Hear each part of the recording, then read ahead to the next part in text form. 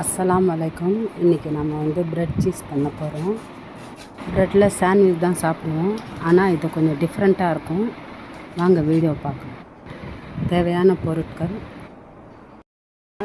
1 cup பால்,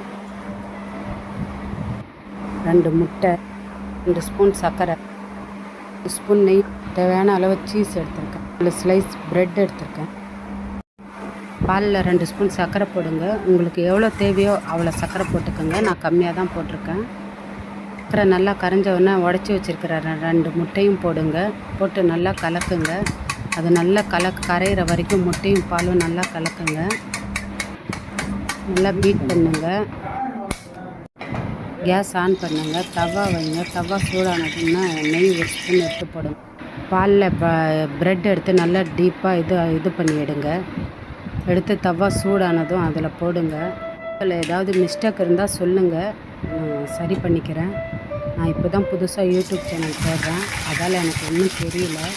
சமையல் வேணும்னு கூட சொல்லுங்கள், நான் செஞ்சு போடுறேன். இது வச்சோம் இல்லையா, ப்ரெட் மேலே சீஸ் வைங்க.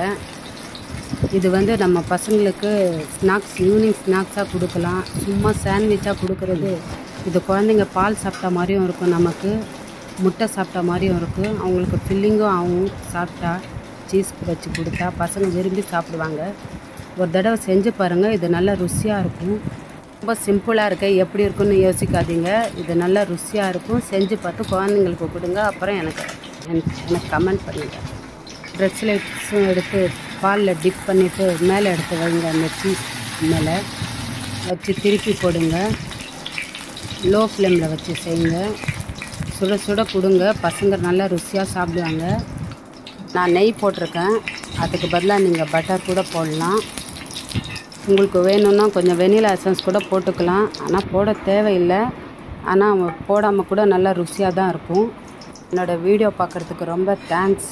என்ன மாதிரி சமையல் பண்ணணுன்னு கமெண்ட் பண்ணுங்கள். இன்ஷா அல்லாஹ் நான் ட்ரை பண்ணுறேன்.